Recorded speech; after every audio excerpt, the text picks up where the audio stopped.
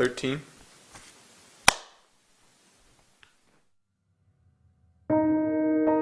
Chris Williams, C-H-R-I-S, W-I-L-L-I-A-M-S.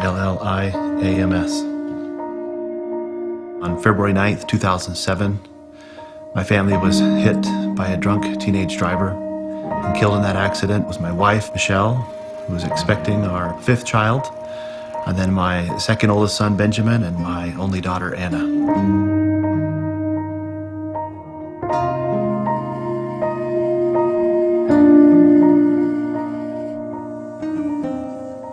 It was a Friday night like any other in our family. It was full of fun. We'd gone out to dinner as a family, and my oldest son was off with friends. I saw a pair of headlights coming at me at incredibly fast rate of speed, so as I tried to do some maneuvers to get out of the way, it was too late. We were hit broadside or T-boned. As I surveyed the scene and saw my wife, I saw her chest go down and her last breath leave her body, and I wanted to cry out for her to come back.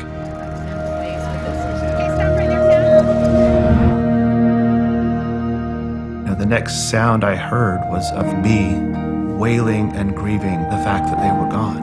It was as near to an out-of-body experience as I could have, listening and realizing that I was the one making that sound. I've never felt so vulnerable in my life. I've never felt so crushed, spiritually, emotionally, and physically. If you have a teenager out past midnight, you don't like to receive a call.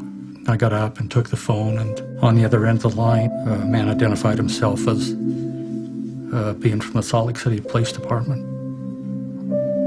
Told us that he had our son Cameron. Told us that Cameron was intoxicated, that he'd been in an accident, but he was okay. Then he told us as a result of the accident that 3 people had been killed.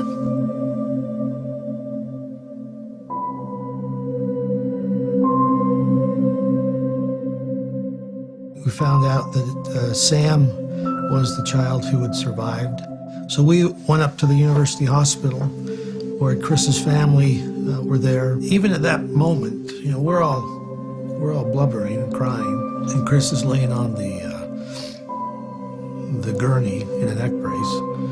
And one of the first things he asks is, how is the young man who was driving the other car? For the first few months after the accident, I think it was just the initial shock that such a huge part of my life was now gone. And that's a very difficult thing to go through, to kneel down and desire to speak to my Father in heaven when I'm so lonely or when I'm so anguished. It's an interesting conversation to have. He doesn't immediately try and make it better. He listens to me first. And I thought that was very helpful. He allowed me to get that anger off my chest. But inevitably, he would always come back and teach me about his son, Jesus Christ.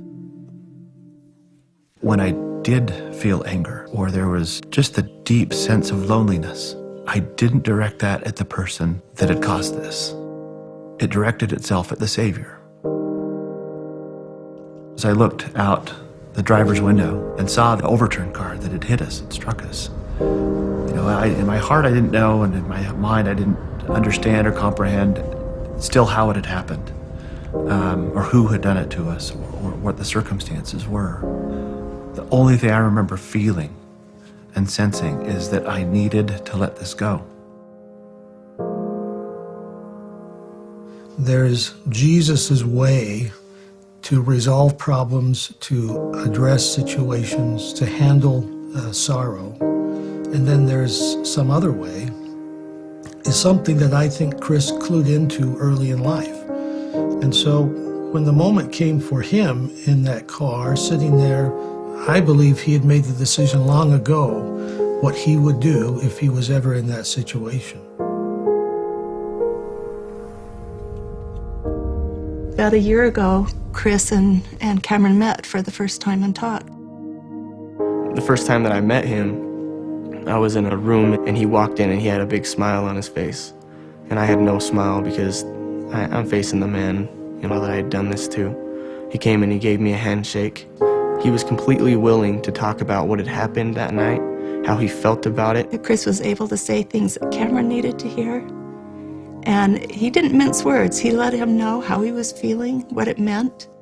He wants me to let go of what had happened. He wants me to pick a date and forget what had happened, just move on from what had happened completely. There's no way to explain it. It's an overwhelming feeling of thankfulness, of gratefulness, of strength to see him and to see how he's acted in this situation. After we went to the funeral, one of our neighbors that was at the funeral came up to us and said, "Have you read the article about Chris?" And it was his article about forgiveness. My feeling was that I was just completely overcome with, it was like being washed out, the despair was being washed out from my soul. And knowing that somebody like that could so freely forgive, it was freeing to me to know that he could respond in that fashion. The thought and sentiment I expressed as I sat down with Cameron was simply this, that if through the forgiveness or through anything else he had seen or heard about me doing after the accident, that he should know it was merely the Savior working through me. I had merely put myself in a situation to be a vessel through which the Spirit, through which his example, through which his knowledge, his intelligence, his brilliance could shine. That's really all I had to do, was to not get in the way of that. I wanted him to understand that I really didn't have much to do with any of the goodness that has come out of that. It's become more significant to me, the fact that he had forgiven me. And I know that's because he knows and he has a testimony and a relationship with Jesus Christ. I'm grateful that God allows tragedies and trials to occur in our lives. Not because they're easy or because they're desired, but because they help us love. And that too was a wonderful blessing because I saw my brother.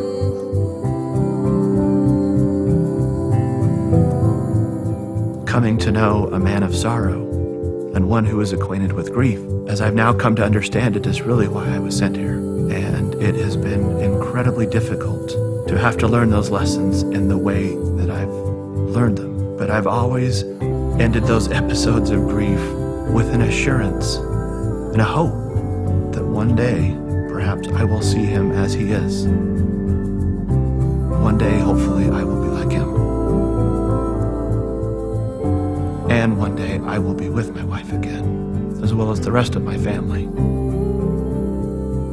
And that's what keeps me moving.